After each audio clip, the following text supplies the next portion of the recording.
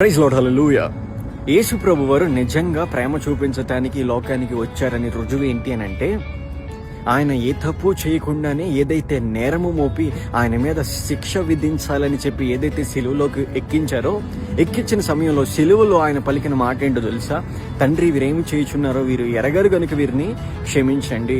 ఒకవేళ దేవుడు ఆ ప్రేమ చూపించకుండా ఉండటానికి ఈ లోకానికి వచ్చినట్లయితే అక్కడ క్షమించమనేవారు కాదు.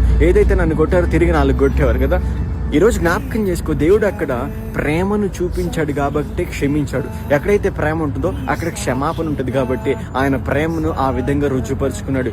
నేను నిజంగా మారడానికి కారణం ఏంటి అంటే కేవలం ఆ వర్డే. ఈరోజు తెలిసి తెలియకుండా చేసే తప్పులను బట్టి మనుషులు నిన్ను జడ్జ్ చేసి, నిన్ను దూషించి, ద్వేషించి, నిన్ను ఇష్టానుసారంగా అంటే అక్కడ దేవుడు చెయ్యని తప్పుని ఆయన మీద మోపి ఆ శిక్షను వేసినప్పటికీ కూడా అక్కడ ఆయన శిక్షను చూడలేదు కానీ, ఆ క్రుయాలిటీని చూడలేదు కానీ, ఏదైతే ఆయనలో వారిపైన ఉన్న ప్రేమను అక్కడ చూపించాడు, ఆ ప్రేమను అక్కడ రుజువుపరుచుకొని క్షమాపణ అనే విధానంగా క్షమించి నిజంగా ఆయన ప్రేమను రుజువుపరుచుకున్నాడనే విషయాన్ని జ్ఞాపకం చేసుకో.